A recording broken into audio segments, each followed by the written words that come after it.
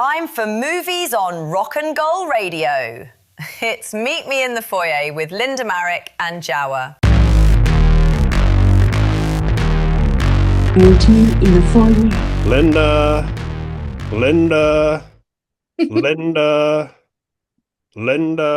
Hello. Is she here? I heard she was sick. My best friend's sister's boyfriend, brother's girlfriend, heard that this guy who knows this kid who's going with a girl who saw Linda pass out at 31 Flavors last night. I guess it's pretty serious. But fortunately, serious or not, Linda has dragged herself off her sickbed to be with us here to bring us the movie reviews we crave. So, how are you, Linda? I have a sneaky suspicion I know what you're going to be reviewing later. Yes, I might have given it away a little bit, yes. I'm not going to give it away this time, but yeah, I have a sneaky suspicion. I'm good. I'd love to say that I'm good, but I'm not. I had a terrible 48 hours of a allergic reaction to something that I still haven't recovered from, but I am still doing my best. You know, we just continue. You know, I'm not here to take time off. Your dedication to the cause is much appreciated, yes, Linda. yes. And no, we definitely very grateful you're here and hope you feel better soon. Thank you. And you, how was your week? Good, actually, yeah. No, good week. I mean, absolutely roasting ride home this afternoon, but I can't complain. The sun's finally here and the rain has gone away for a bit. So next week due to be an absolute scorcher, apparently. But Yay. Yay, indeed. But good week, and I'm looking forward to this show because I'm looking forward to talking about my film, and I'm looking forward to hearing about your films. And what are they? Thank you. My films this week, I'll be reviewing The Mandalorian and Grogu, Finding Emily, and Passenger. Interesting selection, absolutely. Something for everyone there, I think. Yeah. And as I said, of course, I will bring you my classic movie review because I didn't achieve this position in life by having some snot-nosed punk leave my cheese out in the wind. And we've also got the movie news and also the box office top 10. So let's begin at the box office. Meet me in the foyer. It's the box office top 10 time as it stands as we record. And at number 10 is Øvredal, an Indian Malayalam language action comedy. It's been out for a week and has made about $250,000 at the UK box office. Your favourite language? Absolutely. I always love the chance to say that one. It's slightly easier than the actual name of the film, embarrassingly. Yeah. Above that, on re-release, so it must be an anniversary, I guess, maybe, who knows. Shrek has been out this week and has also made about $250,000 at the UK box office. Wow. Yeah, not bad at all. And above that, another animation that's made just a smidge more. It's the Super Mario Galaxy movie. It's 7 weeks now, and it's made £37 million in the UK alone. So I've said everything I needed to say about it. Let's move on. Above that, film that I really want to see.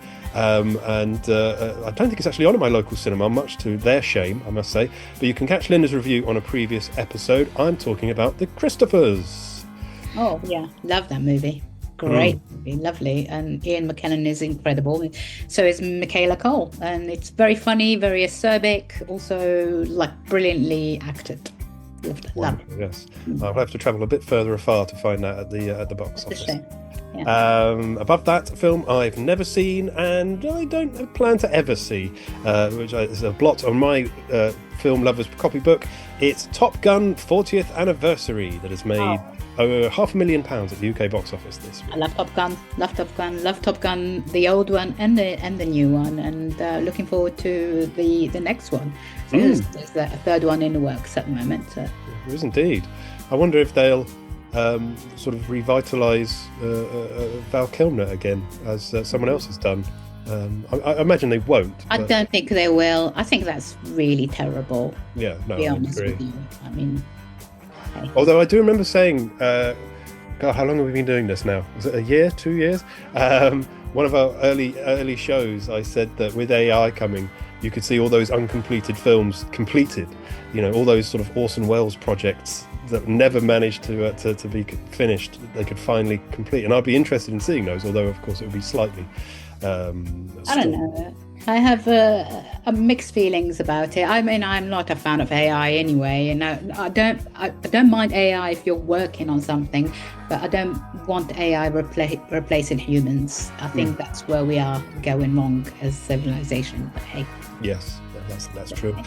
So back to the box office top 10, and at number 5 it's Mortal Kombat 2 on its second week on release. That's made just under £3 million at the UK box office, and you can hear Linda's review on the previous show to last week's. Yeah, weird old movie, like very weird movie, but like it was fun. It's fun if you know the ins and outs of the game. I wasn't very familiar with it, but however, I did enjoy what I enjoyed about it. But yeah, I won't be rushing to see it again, that's for sure. You're not clamouring for Mortal Kombat 3, though. No, definitely not. Above that, a film review by Linda on last week's show that I'm going to see this weekend, in fact. It's Obsession, that's made 1.3 million at the UK box office. Yeah, I mean, some people are calling it the best film of the year so far. I don't agree with that. I think best film of the year so far is Project Hail Mary, and I think it's a really good movie, and especially when you think about it as like a continuation of Zach Cregger's and all those kind of like horror movies with a different meaning. But I don't think it's. I think it's great and brilliantly done, and but I don't think it's terribly original. But it's not the best movie of the year. Sorry. Interesting. Okay. Above that, a film that I don't think is the best film of the year. In fact, I don't think anyone thinks is the best film of the year, but other people did love it far more than I. It's The Sheep Detectives, that's on its second week on release and has made 5.5 million at the UK box office. And again, you can catch a review by Linda on one of our previous episodes. I loved it. I don't care what anyone says. I thought it was very cute, and as a vegetarian, it had a really good message against the meat industry and the slaughter industry and the farming industry, meat farming industry. And I just thought it was very sweet and had a really beautiful outlook and very positive. Yeah, I loved it. All right. Above that, another one I think that divides us. It's The Devil Wears Prada on its third week on release. Devil Wears Prada 2, I should say, even. And that has made a wonderful 27 million at the UK box office. And again, you can catch a review by Linda on a previous episode. And that means that my prediction took slightly longer to come true than I thought, but it has come to pass. Michael has risen back to the top of the chart in its fourth week on release, making a staggering 40.5 million at the UK box office alone. And again, if you want to hear Linda's review, and I know you do, you just need to catch one of our previous episodes, and there it is. Just have all these songs in my head. Just gotta get them out.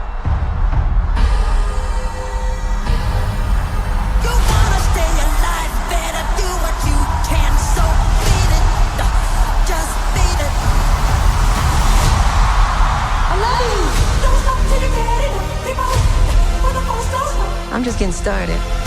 Said you wanna be starting something. There's no one like you. Got to be starting something. This is what I was put on earth to do. And mother always told me. I knew you were different the moment you were born. You let your light shine into the world.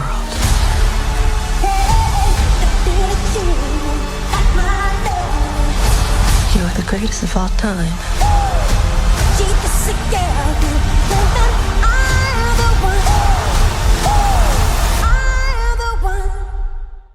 I'd like to plug, and I probably will try and put a link to it. I wrote a Substack on the reaction, the sort of critical reaction to Michael, and I have a different view on that. And so if you'd like to go and read that, that'd be really lovely. And if you could subscribe to my Substack, at the moment it's free.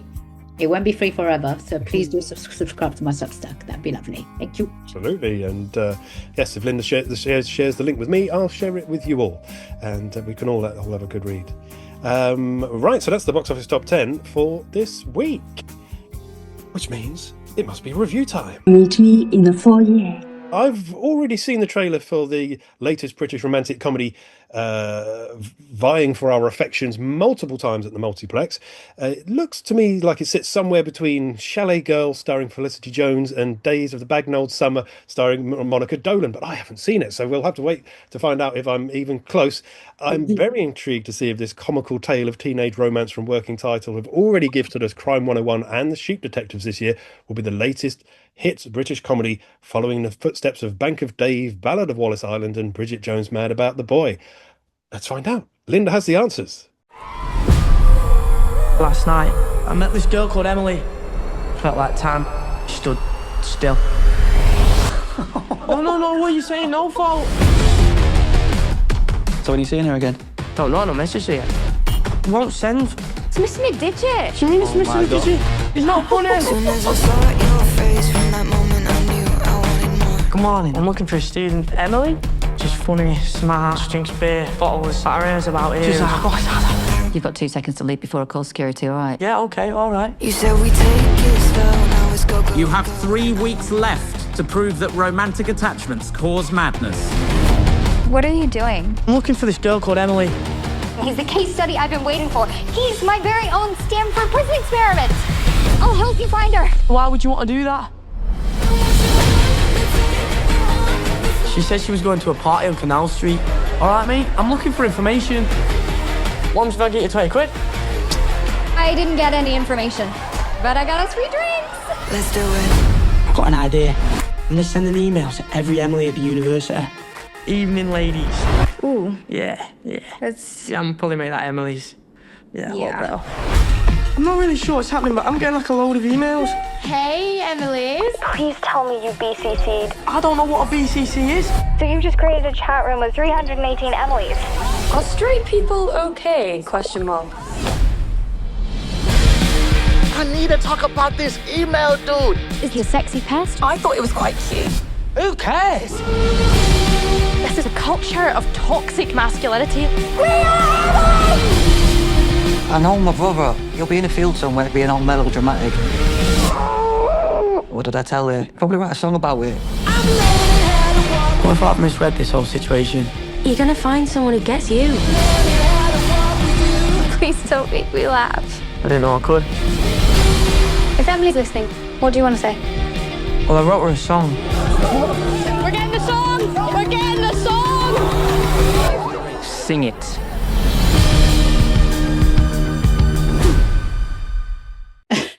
I didn't know anything about this movie. I generally, even like 2 weeks before, I had no idea. I just thought it was like a little sort of a kind of teeny boppy a rom-com, and that it was going to come and go and nobody will hear about it. I have to say, I was very, very mistaken, because this is so much more than that. It's a film that has guitar bands, alternative culture, 2 very good-looking, incredibly likable leads, and a whole load of really beautifully nostalgic needle drops. This is a movie called Finding Emily, and it's the kind of romantic comedy you would have seen, you really rarely see nowadays, but you would have seen in sort of late to mid-80s, early 90s. And there's a reason why it works. It's because it was actually made by the same people, by Working Title, and we all know Working Title, and they are the kings of British romantic comedy. I absolutely love this movie. I thought, I wish the director Alicia MacDonald and the screenwriter Rachel Hyams, I wish they'd had the balls to actually set it in early 90s or late 80s, because it would have made so much more sense for this to be, because everything about this movie, it's set in Manchester. It has that kind of Manchester sort of almost like indie, like mid 80s, early 90s indie heart, like it has.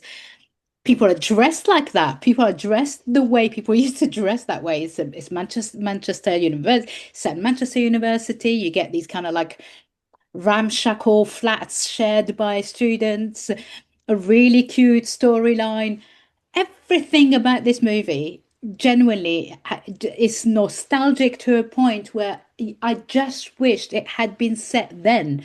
I did not understand why.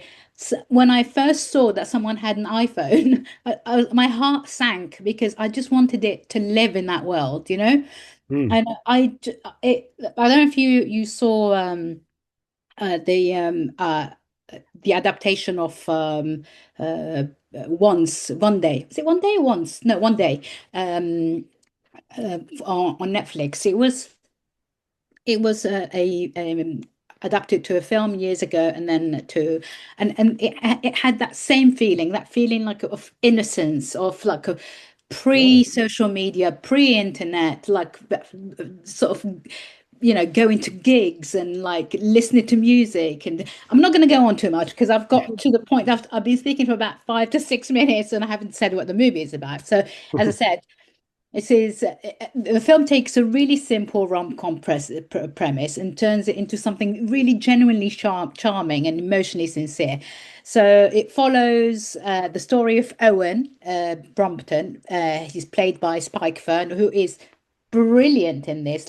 He's all sort of mank like accent and swagger, but not in an obnoxious way. Think more, I don't know, like think more Johnny Marr than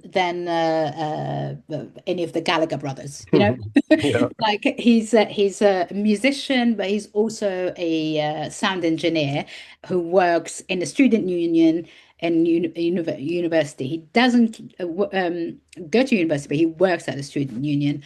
And on one evening, while he's doing his job, he meets this girl she's like the manic pixie dream girl type. Where they have like a meet cute and they're chatting all night, and then she says, "I've got to go. I'm invited to a friend's birthday party in Canal Street in Manchester," but he runs after her to go and get her details, and she gives him her phone number. And then he goes off home and he's happy. He's like really excited. The next morning, he tries to call her, and there's one digit missing from the phone. So what does he do? Like, not like any normal human being. I mean, any normal human being, he would have just, forgot about it and moved on with his life. What he does is decides to go searching for this Emily who goes to this university. And lo and behold, he gets to meet another Emily. He's been told that his Emily might be this other girl who's an American girl studying, I think, philosophy, and she's played by Angourie Rice. She is really brilliant in this, and with the help of this new Emily, he decides to go searching for his dream girl. And as life would have it, I mean, the two start to fall for each other, but she's been keeping a secret from him, and he doesn't really realize that it isn't the original Emily that he really wants. All in all, I genuinely think it is such an original idea, and it's like, your typical run-of-the-mill rom-com narrative, but at the same time, what makes this different, it's where it's set. It's not set in London. It's the hero isn't some kind of like, posh boy from sort of a well-to-do family. He's a working class boy from Manchester who's just lost his mum to cancer, him and his brother have to sell the house they've lived in all their lives so that they can afford to live, really. And there is so much about this film that makes me want a revival of the working class rom-com. Do you know what I mean? I feel like the rom-com has been overtaken by middle class or upper middle class Londoners, and it almost feels as if you're working class, you really don't deserve a happier ever ending. I love this, and I love the music. There's loads of like sort of, as I say, iconic the needle drops. So the guy is also a musician. So you see him go on stage and plays. It also felt like it almost was reviving the sort of musical culture, because I feel like Gen Z hasn't really given a shit about music for a very long time, and if this is going to make them change their minds about live music, about indie music, then I just think so it does follow like a sort of a familiar formula, but at the same time there's humor. It's very funny. There's genuine emotional core. It's nostalgic, but not overly nostalgic or dated. And it's just lovely and sweet. And everything about it I loved. I was genuinely not expecting to love it as much as I did. And the two leads are very lovely and very good at what they do. And when this comes out in America, I think this is going to do really well as well. So let's see. 4 out of 5 stars on my behalf. I just, was not expecting to love it as much. Yeah, I loved it.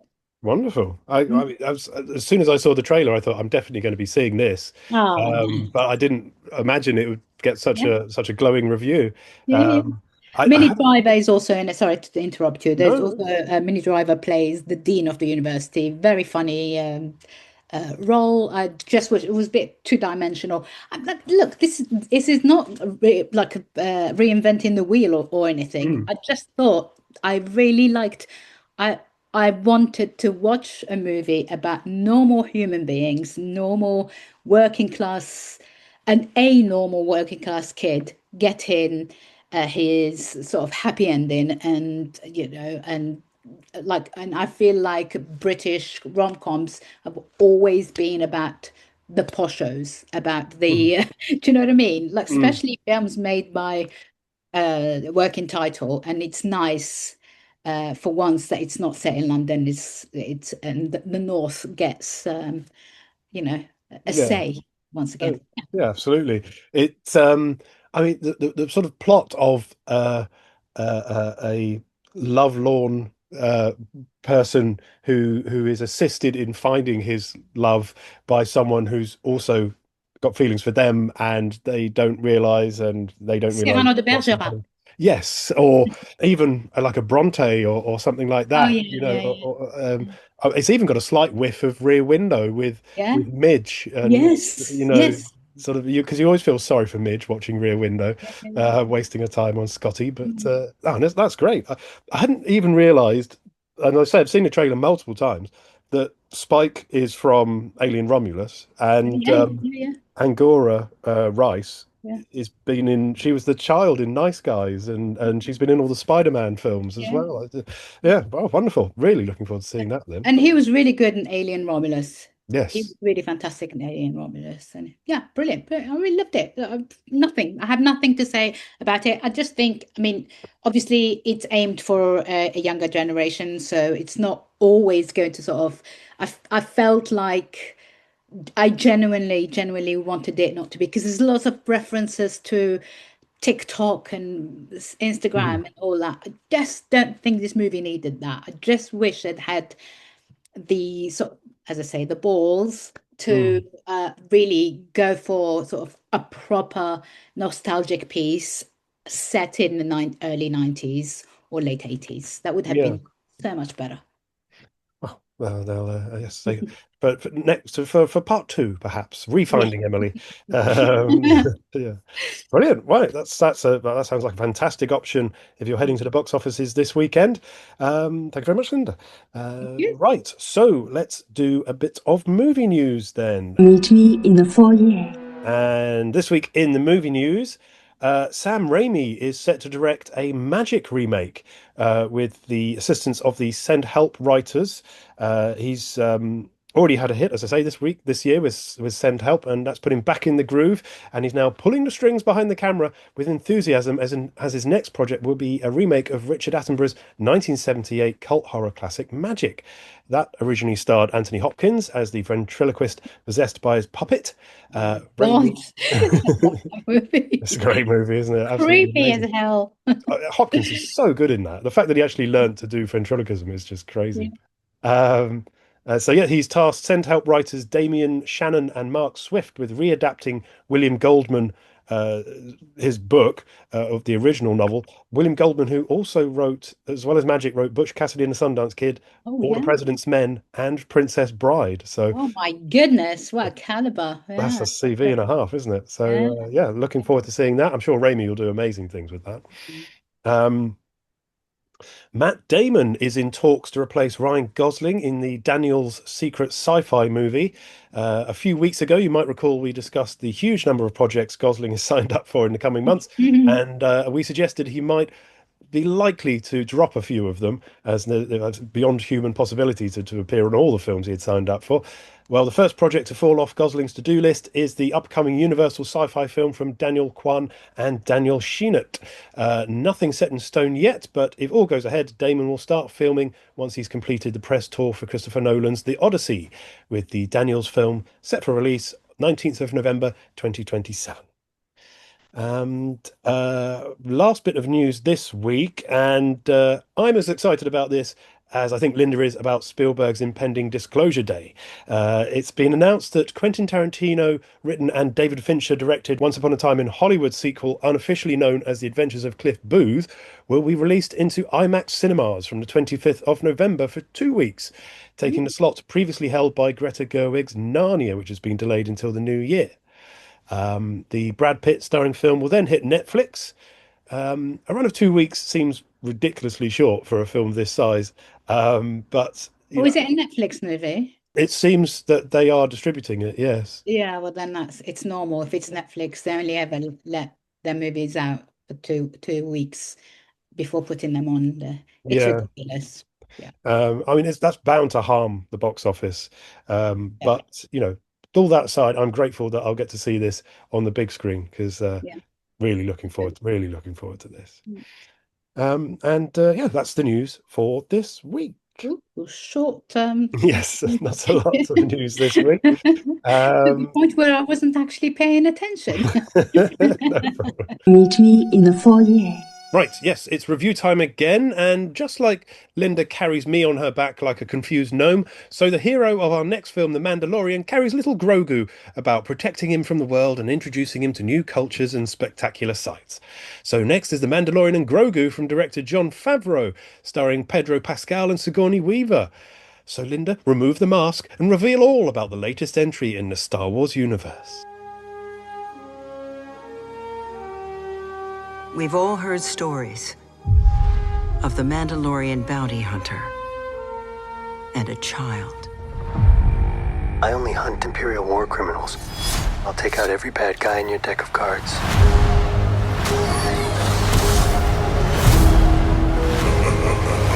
This isn't about revenge. It's about preventing another war.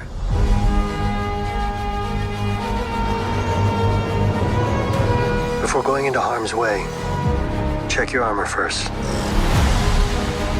We're protecting everything the rebellion fought for. Good luck. You're gonna need it. Hey! Strap in.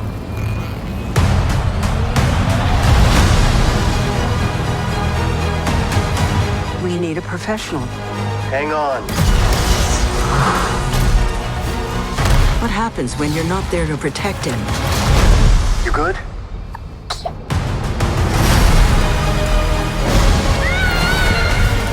I'll be right behind you. Go! Go! Mandalorian, you will suffer. Then it will be his turn. Monsters. The old protect the young. And then the young.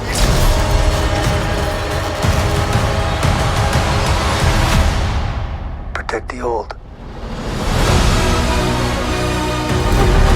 time.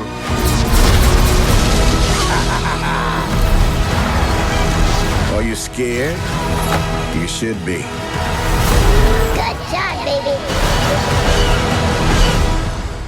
This is the way.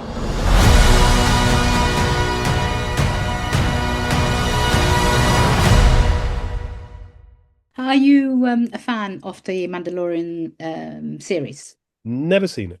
Oh, you've never seen it? Okay. I think it still works even if you haven't seen it. I saw the first season. I wasn't too enamored with the second season, and I haven't seen the third season. I don't know if it even came out yet, so I have no idea. So I wouldn't say I'm a diehard fan of The Mandalorian, but I really, really loved the first season, and I thought it had that kind of like proper sort of Star Wars heart, and I genuinely, it wears it heart on its sleeve, and there's a ton of fan service as well, and this film is pretty much the same. It carries itself like a film that was always meant to be projected on a big screen. But when you think about it and you watch it and you go home and sit down, there is a lot about it that it feels like an extended episode of the series.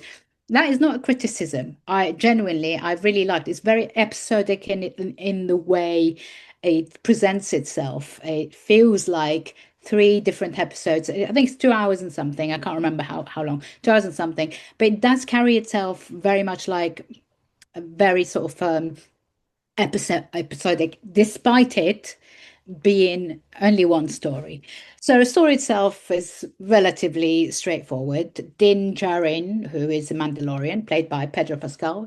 We love Pedro Pascal. I don't know if you know anything about the Mandalorian lore at all. Is that these are trained killers, who are wear his helmet, and they are not allowed to take the helmet off ever.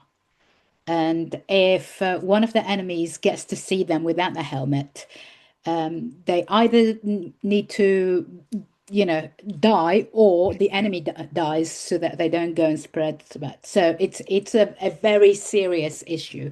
So it's funny because in this we only get to see Pedro Pascal maybe once in the whole movie. We don't see him at all. So throughout the whole movie, and it's kind of it's a really weird one. I mean, if he ever gets nominated for anything, what are you nominated? Are you nominating him for acting or physical acting, or are you nominating him for the fight scenes?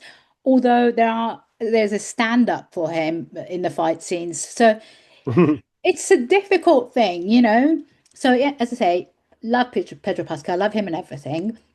So him and Grogu are recruited by New Republic.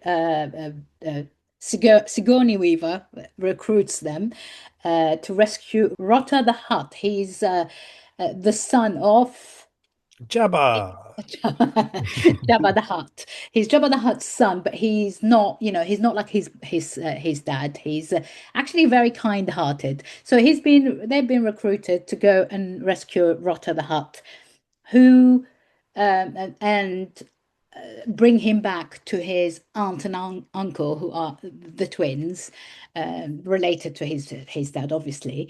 So the plot rarely reaches sort of a grand operatic stakes. It's not, we get a storyline and we stick with it, and that's it. And it's good, the storyline's brilliant, and there isn't really a great, it's not a film about in a galaxy far, far away. I mean, there are obviously the same motifs as usual. What I really, really loved about it is that how ramshackle it is, how it really hints back at the original movies. There's a lot of sort of almost like analogy practical effects and they really work because there is nostalgia about it. So the film really doubles down on practical puppetry. So, for example, Grogu is not a CGI being.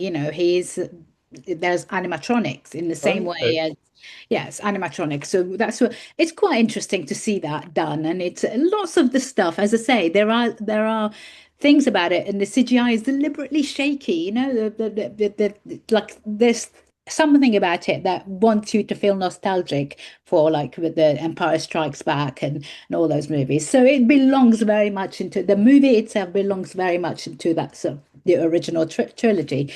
There's really good supporting cast, as I say, from Sigourney Weaver, Jeremy Allen White, who plays he voices Rotter the Heart. He doesn't voice Rotter the Heart with his own voice, and he's get that kind of like a really crackly kind of almost Jabba the Hutt kind of voice.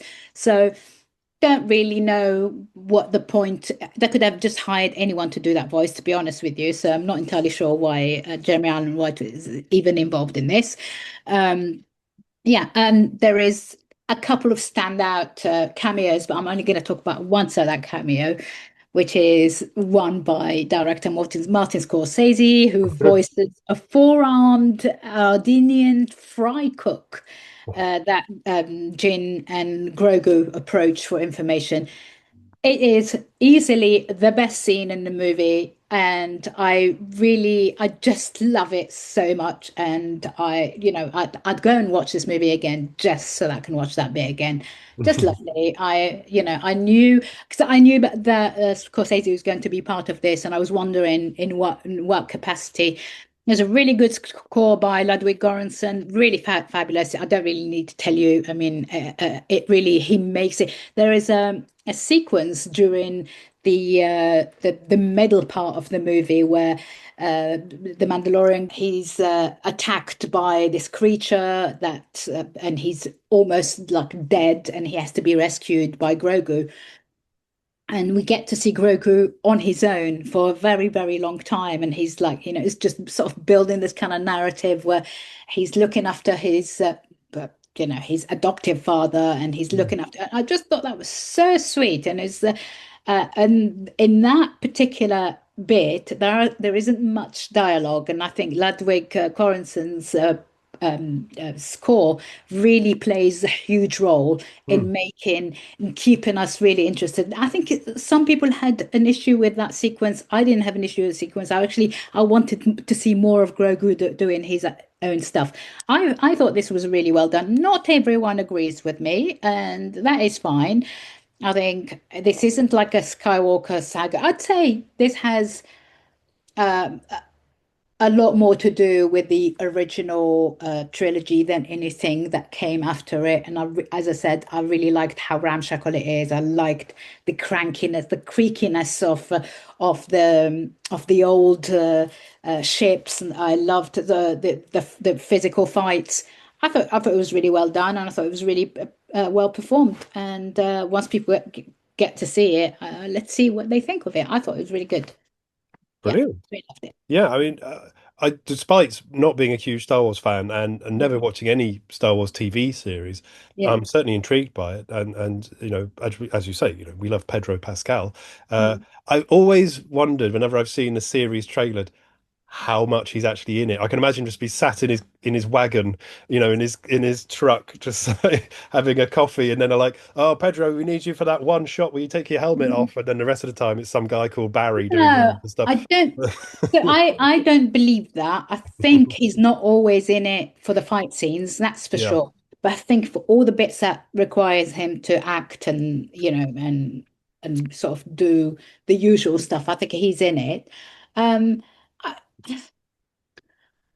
I think it's a tricky thing, isn't it? It's tricky. It's tricky. If he, as I say, if he gets nominated for anything for that, who gets it? Who gets the award? Is it him, or is it? Yeah, it's a bit of a funny one. Yeah, I mean, I know this is a weird tangent because there's no relation and there's no way this film I'm about to reference would have ever been up for any awards. But I watched the original Teenage Mutant Ninja Turtles movie again this week, which is awful. But it just made me think the same thing because, of course, the Turtles are men in suits voiced by different actors with Yeah. other people doing the animatronics of the face. So you've got Yeah. 3 people bringing each character to life. Yeah. And it's like, how would you ever award that? But fortunately, it was so terrible it never became an issue. Exactly. And of course, I assumed that this new hut is related to Jabba the Hutt, but he could, of course, be related to Pizza the Hut. Who knows?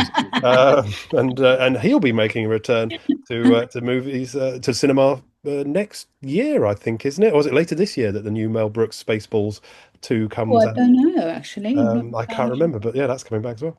Brilliant. Well, that's an exciting one for all fans of Star Wars, and I think for anyone who likes a good sci-fi film by the sound of it. So yeah, brilliant. Thank you very much, Linda. As I say, I'm probably in the minority. I know that loads of critics didn't like it, but then again, like, do they like anything? I mean, I just we reached sort of a nadir of people being very negative about movies, and I really had fun watching it. I got a lot out of it and lots of enjoyment out of it, and I really like Pedro Pascal, and I like the story, and I thought it was really cute. And there's these little creatures that work as mechanics who come and help the Mandalorian and Grogu, and I just thought that they are very cute. They're almost like like chipmunks, you know. They're very cute, very cute. Yeah. Nice. Look out for those. Yeah, because I mean, as I say, it looks great, and it's going to have an audience because it's replaced the 4th season. So anyone who's watched the first 3 is going to have to see this to find out what's happened. So yeah, no, wonderful. And it's deliberately a bit shaky and deliberately a bit cheap. It's deliberate. It's nostalgic. It's paying homage to the original movies that were like late 70s. So, I think if you don't get that, so I get a feeling a lot of people don't really get that it's meant to be deliberately like analog, you know. Yeah. Oh, that sounds excellent. Wonderful. So that's your second choice if you're heading to the box office this week. And if you're interested in seeking out a classic, well, you've come to the right place. Meet me in the foyer. Because it's a beautiful day in Chicago today. Temperature is expected to reach the upper 70s. Right now, 75 at the lakefront, 74 at Midway, 73 in O'Hara. And now, time for another of Jawa's classic movie moments, as this week we're looking at a film celebrating its 40th anniversary. Oh my God. How frightening is that? Jesus. It's a classic that is perhaps the greatest teen movie ever made. It's a high school comedy from the writer-director who created some of the best comedies of the 80s and of all time. So rather than rushing about and missing all the wonders of the world and classic movies, it's time to look around before you miss having a day off with anyone? Ferris Bueller. I said it before and I'll say it again. Life moves pretty fast. You don't stop and look around once in a while, you could miss it. What is so dangerous about a character like Ferris Bueller is he gives good kids bad ideas. Well, why should he get to skip school when everybody else has to go? Syphilitic meningitis? He never gets caught. This guy in my biology class said that if Ferris dies, he's giving his eyes to Stevie Wonder. Well, he's very popular, Ed. I recall Central Park in fall. Ferris Bueller, do you know him? Yeah, he's getting me out of summer school. They think he's a righteous dude. Think he'll be alive this weekend? I can see him denying popular belief, setting off on some impossible mission. He jeopardizes my ability to effectively govern this student body. He does whatever he wants. You know, as long as I've known him, everything works for him. Whenever he wants. He's very cool. And he never gets nailed. Ferris can do anything. Oh, he's such a sweetie. Wake up and smell the coffee, Mrs. Bueller. It's a fool's paradise. He is just leading you down the primrose path. Matthew Broderick. Bueller. Ferris Bueller. Ferris Bueller's Day Off. Because life is too beautiful a thing to waste. I absolutely love it. Love it, love it, love it. Yeah. I tried to remember on the way home when I first saw this film, and I can't remember. I think it's just always been in my life, and it's just brilliant. And yeah, so hopefully anyone who hasn't seen this film will appreciate this and go out and watch it themselves, because Linda and I agree this is just a masterpiece. We're talking about Ferris Bueller's Day Off, of course, a 1986 American teen comedy written, co-produced and directed by the genius John Hughes. It tells the story of the eponymous character, a charismatic high school slacker who lives in Chicago and skips school with his best friend Cameron and his girlfriend Sloane for a day, regularly breaking the fourth wall to explain his techniques and inner thoughts. Hughes wrote a screenplay in less than a week. The film was Hughes' love letter to Chicago. He said, I really wanted to capture as much of Chicago as I could, not just in the architecture and landscape, but the spirit. So the plot, 2 months before his graduation, high school senior Ferris Bueller fakes illness to stay home from school, regularly breaking the fourth wall to describe his philosophies on life.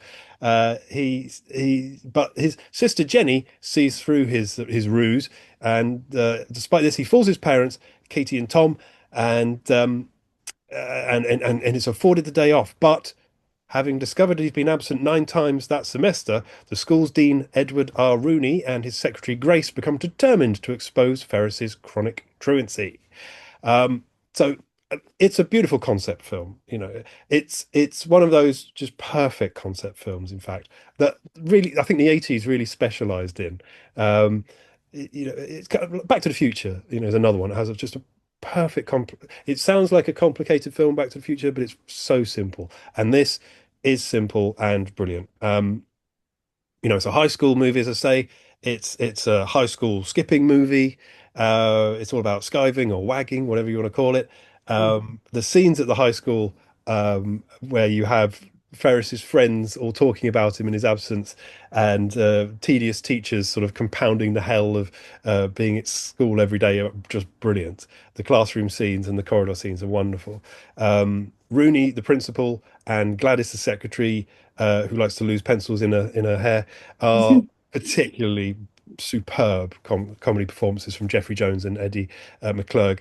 It also stars, of course, Matthew Broderick as Ferris Bueller himself, Alan Ruck as Cameron, his best friend, Mia Sara as Sloane, his girlfriend, Jeffrey Jones, as I say, the headmaster or principal, Jennifer Grey as Ferris's sister Jenny, Cindy Pickett as Kate, Ferris's mum, Lyman Ward as Tom, Ferris's dad, Eddie McClurg as Grace, Rooney's secretary, and Charlie Sheen makes a small appearance as Garth Volbeck, the juvenile delinquent who flirts with Jenny when she gets arrested later in the film.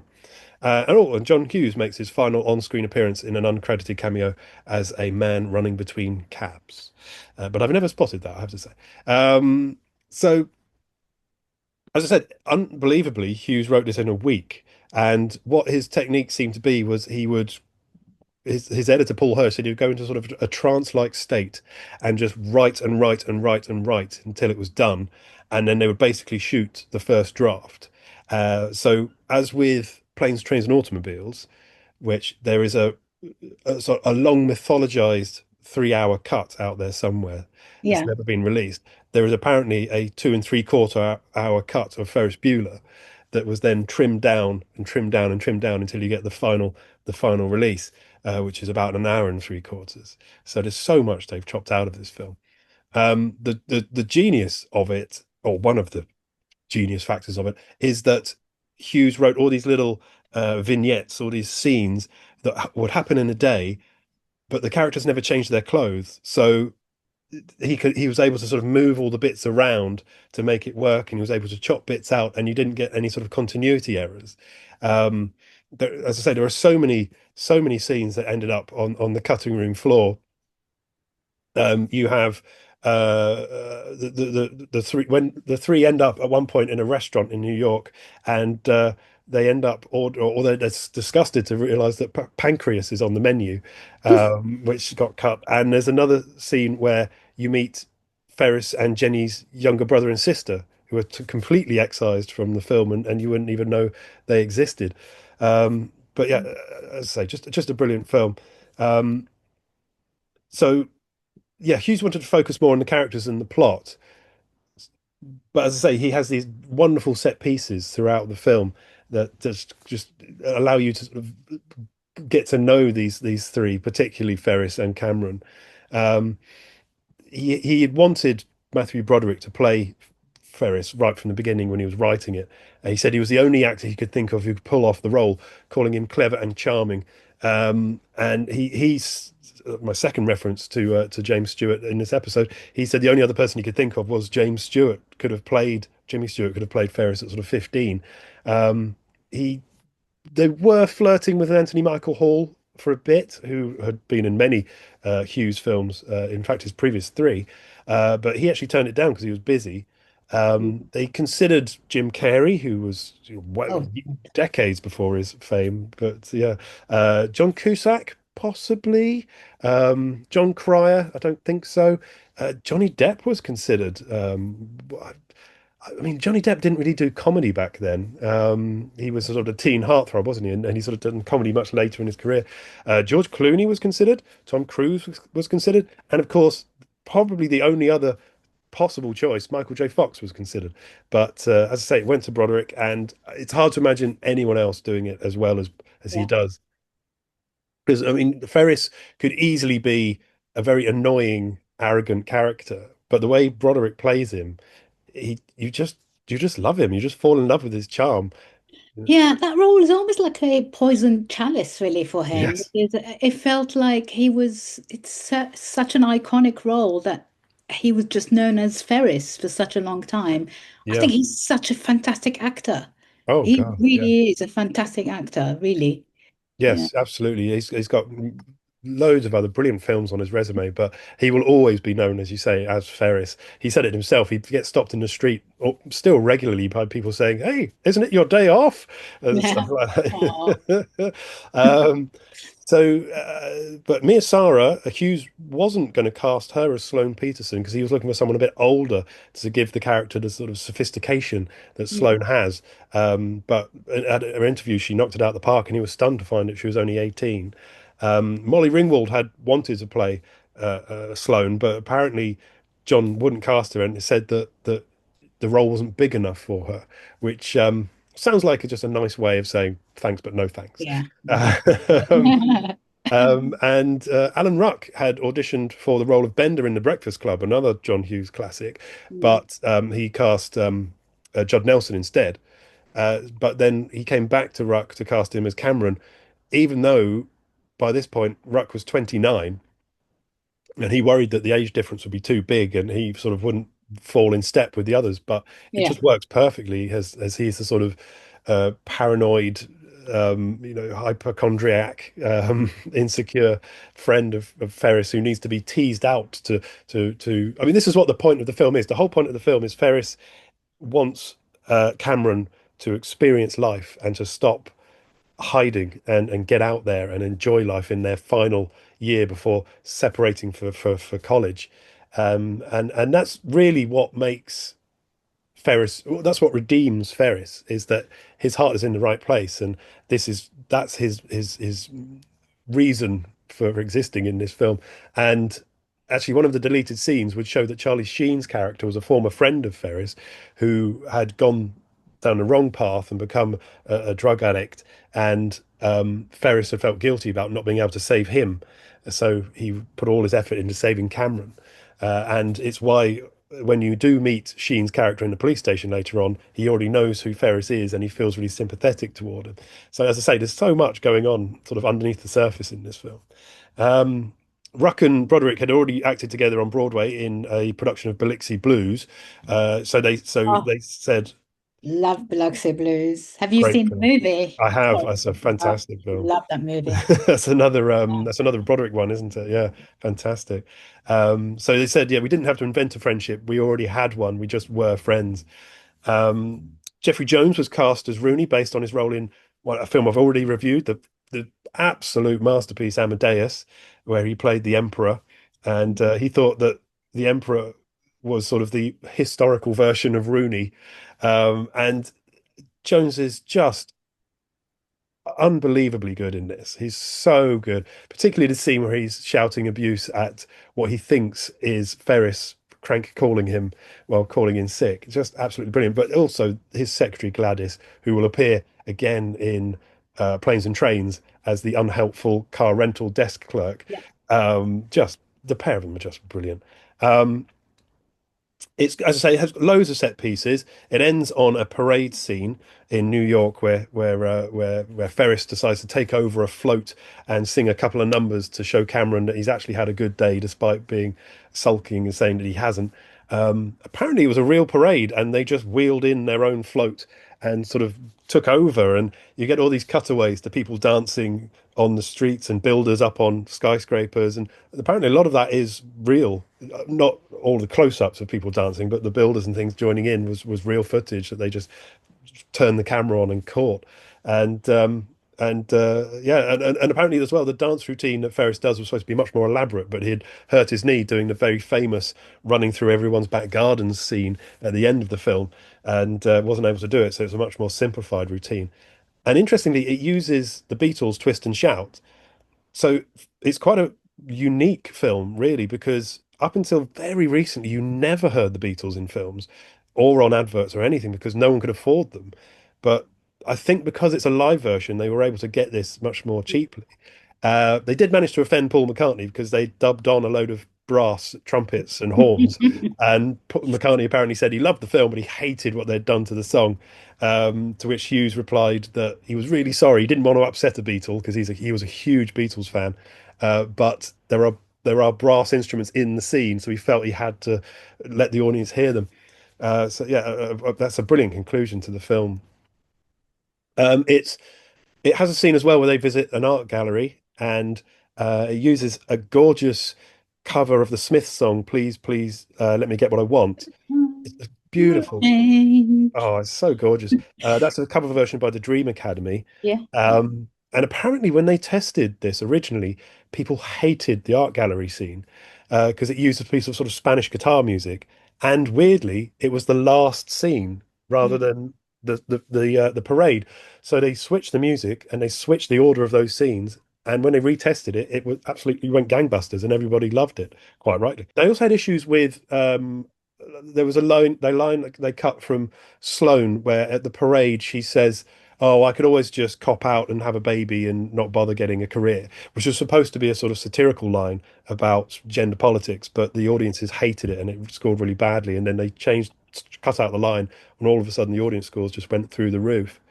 As is typical with a John Hughes film, the music needle drops are absolutely superb.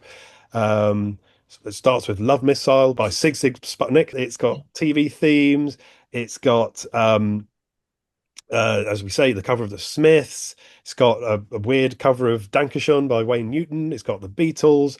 It's got, most famously, it's got Oh Yeah by Yellow, which wasn't a hit in America when this came out. But because of this song, because of this film, the song became a massive hit. And you started to hear Yellow everywhere.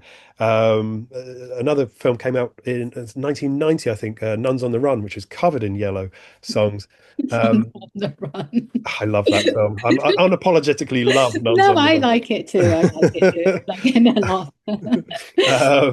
And sort of the song, Oh Yeah, because it's played when they see the Ferrari that Cameron and Ferris pinch for the day to take to New York. It sort of came to symbolize sort of lusting for product, lusting for wealth and just that sort of luxury life. Yeah. So after that, every time someone wanted to show luxury, you would hear "Oh Yeah" playing out over the soundtrack. It came out to largely positive reviews. Roger Ebert gave it 3 out of 4 stars, calling it one of the most innocent movies in a long time, a sweet, warm-hearted comedy. Richard Roper said it was his favourite movie of all time. It's got the highest repeatability factor of any film he's seen, he said. He could watch it again and again and again, and I have to agree, never tire of watching Ferris, never tire of watching it. It's absolutely brilliant. It's been called a suicide prevention film because there's that theme running through it as well. It's been called the most sophisticated teen movie ever made because Hughes, he didn't condescend teenagers. He treated them as real people who had real problems and real emotions, and they were worth talking about. Just absolutely brilliant. It's a film that I think will never die because I think despite it being a sort of a key 80s Gen X movie, I think it speaks to anyone who's a teenager. Anyone who's hates going to school every day, the drudgery of having to waste your time going to school to be told things you couldn't care less about and are never going to use again. You just want to have fun. And when you finish, whether it be secondary school, high school, college, you're going to drift apart from your friends. You need to grab those moments you just want some moments in your life you can look back on and say, we had great times. And that's what this film's all about. It's got an 85% rating on Rotten Tomatoes. Should be 90, 95. Well, It should be should. 100. Actually, should be 100. Who in their right mind would have given it a rotten score? Exactly. Honestly. Yes, you're totally right. I agree with Linda. Shame on you all who've dragged that down. Ridiculous.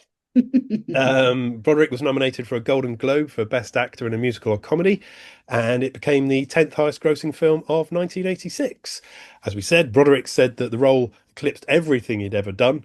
It still does. He did a 2010 Oscar tribute to Hughes, where he mentioned that people still stop him in the street to talk about it. Ruck has said it was the role of a lifetime. Yeah, just brilliant. I mean, they've talked about doing follow-ups. Broderick and Hughes and Ruck have all talked about doing one where they meet up with Cameron in an old people's home, and Ferris comes to break him out. But I don't think they ever felt it would work. And with Hughes gone now, of course, I don't think they ever will. There was a TV series attempt in 1990 with Jennifer Aniston taking on the Jenny role, and Charlie Schlater, who you might know from his role as Dr. Jesse Travis in the Dick Van Dyke TV series Diagnosis Murder, and the terrible 80s body swap comedy 18 Again with George Burns. I mean, that's just some of the worst casting I can ever imagine, because Schlater is not a great actor and he has none of the charm I required. like Jennifer Aniston, so you better watch out what you Oh do. no, I mean Jennifer's an absolute comedy god, but and I'm sure she was brilliant in it, but the bit I've seen of this TV program is appalling.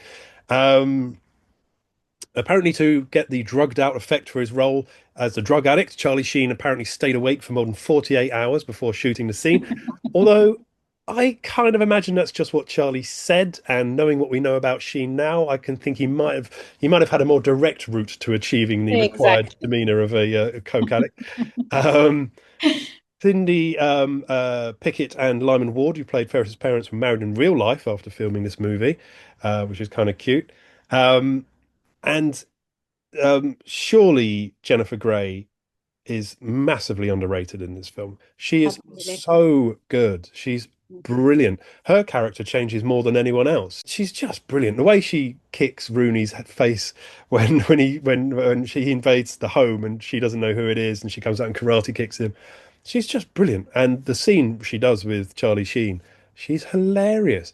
It's such a tragedy that she wasn't as big as she should have been, I think, because she did Dirty Dancing, and that was sort of kind of it, really. I know she still works, but I think she should have been huge. You're right. Yeah, I mean, and I mean, what I haven't mentioned here, apart from the film being brilliant because it captures that teenage moment and the desire to fake sickness and get off school and the joy of annoying your own siblings, it's the fourth wall breaking. That's the key to Ferris Bueller. He does it so well. He talks directly to you. You're just drawn in. The scenes where he's in his room playing music on his keyboard using vomiting noises, and yeah, as I say, just all those little moments where he talks directly to the camera. The only other example I can think that's as good is Lovejoy, the TV series. It's almost Brechtian, isn't it? It's almost like it's something we hadn't really seen like that much. Yeah, absolutely. Before, and especially if you are a teenager at that time, brought up on really boring, like repetitive rom-coms, and seeing something like that so revolutionary that no wonder this movie just is so beloved by so many people, because it was the very first time we saw something that really represented us as teenagers. Yeah, I just love that movie. Love it. It's absolutely brilliant. I mean, I've always felt that Hughes's films can be divided into girls' films and boys' films. I always felt like Pretty in Pink and Breakfast Club. Breakfast Club, thank you, are kind of like girls' films, and stuff like Weird Science and Ferris are boys' films, but he writes both equally brilliantly. But that's just how I always felt. don't know. I mean, personally, I don't like. I like both. So Oh I yeah, like both. I like all of his stuff. So yeah. I think some people are more inclined to think that way. I don't know. I think if you're like a proper sort of film lover, you don't really see films in that kind of way. Yeah, I mean, I certainly enjoy them all. I just get that feeling that this one is written, I suppose, because they are written from those characters' points of view. So Pretty in Yeah. Pink is written from a girl's point of view. Yeah. So it would appeal more to a female audience, but it is a brilliant film, so it can appeal to men as well. So Ferris Bueller, he's very popular. The sportos, the motorheads, geeks, sluts, bloods, wastoids, dweebs, dickheads, they all adore him. They think he's a righteous dude. Ferris Bueller, you're my hero. Oh, I love Ferris Bueller. Love him. And apparently the Smiths can thank Ferris Bueller for becoming absolutely massive in America Oh, really? through that. Yeah. I mean, they were starting to be well known, but then the appearance of Please, Please, Please in Ferris Bueller made them into like a band that everyone wanted to be cool enough to be listening to. And Fantastic. I didn't know that. That's great. Right. I think we've got time for one more review, and yes, we do. Meet me in the foyer. And the giving doesn't stop because, yes, Linda's bringing us a third review this week again. So let's flag her down for a ride. And at the same time, she's going to share with you this review. It's a supernatural horror from Norwegian director André Øvredal. Øvredal. I think that's how you that the O with the thing, the slighted. What do you call it? With the, the O with the thingy, slash thing. Yeah, I think it's ooh. That's how. So André Øvredal. Well, that guy, he's brought a film out called Passenger. So seatbelts on, don't distract a driver whilst the vehicle is moving, and let's find out what it takes to be a good passenger.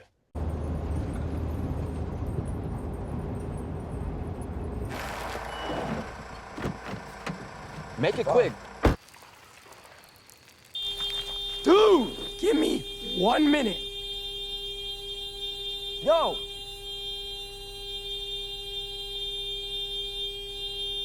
Daniel?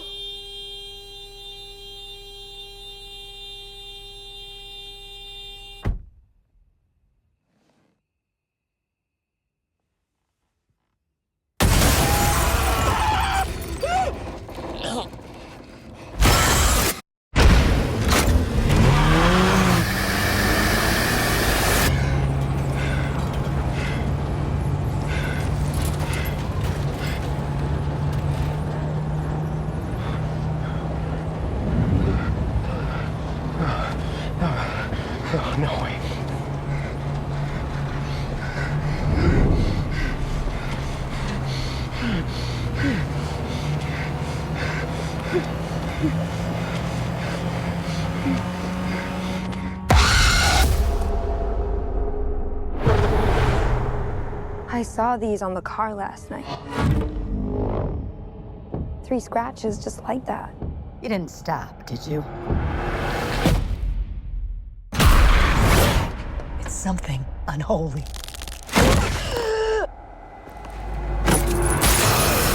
Something's following us. Saint Christopher, protect me today. All my travels. Give us your warning sign. If danger is near. Danger is near. Danger is near.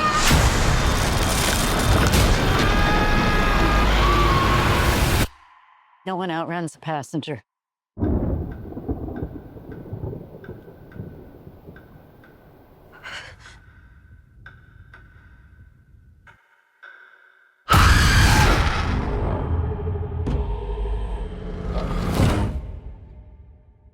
I'm going to start by saying that I watched the trailer for this, and I thought they'd put all the best bits in it. And I was really worried this was going to be another of those Blumhouse movies, where it's crash, bang, and, jump scare, a go-go, and that was all there was to it. Actually, no, this isn't at all that. Granted, there is a lot about this movie that doesn't really understand how people. I was trying to describe to a fellow film critic, friend Larushka Evanzadeh, who writes for a ton of other outlets, and I was saying to her that I've really loved this movie. The one thing I didn't like about it was the dialogue, and it's because it's a dialogue written by someone who it's as if this person has never had real interaction with people. But I feel like it's a dialogue written by a non-English speaker, or some, if you know what I mean. Having said that, the premise and the film itself, it's actually really good. It really is good, and it's really properly scary. So at the center of the film is Maddie. This is another horror movie, as I say, but if you were expecting like one of those throwaway movies, it's not. It's actually really well done. Maddie, played by Llobell, who's she's on Foundation. The series on Apple TV. Her and her boyfriend Tyler, played by Jacob Scipio, they've left New York. They both had like these really sort of like brilliant jobs in New York, but have decided to throw it caution to the wind and start living in a van. Basically, they've embraced van life. He's more excited about it because that's all he's ever wanted to do. She doesn't seem that sort of convinced by it. She's excited by the adventure, but she's not super convinced. So there's a lingering sense that she's doing it as a sort of a thing to please him, but she doesn't really want to do it forever. He's completely bought into the idea of being a nomad. There's just few members of the story of Nomadland, the Chloe Zhao movie from a few years ago that won all those Oscars. It feels like she's not really on board with all of it. She's excited by the adventure, but she's not on board with all of it. And I think that's where the storyline wants to take it. So a few weeks into their new van life adventure, the couple, they witness a horrific accident on the road, on the highway, and soon they find themselves hunted by a malevolent demonic presence with no intention of letting them go. So in the meantime, they go to this kind of like a gathering of van life people called like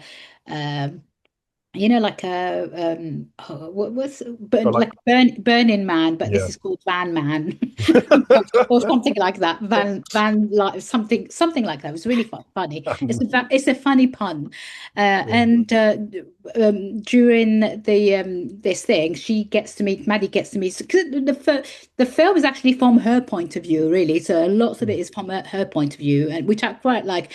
I've seen a lot of writing, I've seen things written about the movie, and they seem to put the male character as the main person. She is the main person. She is the main character here. And I think that's really important to make the distinction. So they meet. She meets this again nomad lady played by Melissa Leo. Brilliant. I love Melissa Leo. She's in it like fleetingly for like 2 seconds, and she tells her story. And Maddie discovers that there are people, young people within the community that are disappearing, and nobody knows where they are. They've and their families are looking for them. So she's reading all this stuff and suddenly starts to realize that something's not quite right with her and Tyler. Something has been chasing them and following them. It gets really scary, actually. I'll spare you the sort of the denouement because I want people to sort of discover for themselves what the thing is. But all in all, I just think it's so effective in a way. It builds up the scares. It doesn't do it really obviously, and I genuinely was like, at one point I had my hands on like in front of my eyes because And I'm not like and you know me, I love You horror. love the horror, yeah. I love horror, but this really, it's the creepiness. It's the creepiness that gets you in the end. It's not so much like the crash wallop, like the sort of like, and it doesn't do like that much of it, really. I think that's what I really liked about this. It's very clever. It's very effective. It does, as I say, if it takes the dialogue out of it, I thought the dialogue was terrible. Terrible, terrible, terrible. Gets a better person to write your dialogue. The screenplay itself could have really succumbed to the fact that the dialogue is so badly written, but because there is enough of a good story, it still works, and the performances are really good. Llobell is so good, and I feel like that not enough people talk about how brilliant and natural her performances are, and she really proves it here. I really like it. It's not just another horror movie like of the week, and it's well done to the point where I was really, really scared, and it still manages to deliver enough tension, atmospheric sort of creepiness, and I think it's really, as I say, I'm gonna say the word again, it's effective horror, and it really works when it works. Brilliant. Right. Well, I mean, I obviously won't be going to see this because if it scared Linda, I've had no chance of sitting through it. But it sounds like an excellent option again for another possible choice at the box office this weekend. Fantastic. Melissa Lee. I was looking when I was researching this today. I came across Melissa Leo's name, of course, on the cast list, and I thought that's a name I know, but I don't really know her. And I realised looking at her filmography, she sort of specialises in your sort of terrible mothers and things like that, and actually, she plays a very what's the word, sympathetic character in here. Okay. I think The Fighter is probably the one I know her best from, or Kevin Smith's Red State. Love that movie. That's a brilliant movie. I mean, that for me makes me sad that I love his films, but Red State is so good. You think, why don't you make more films like this? Yeah.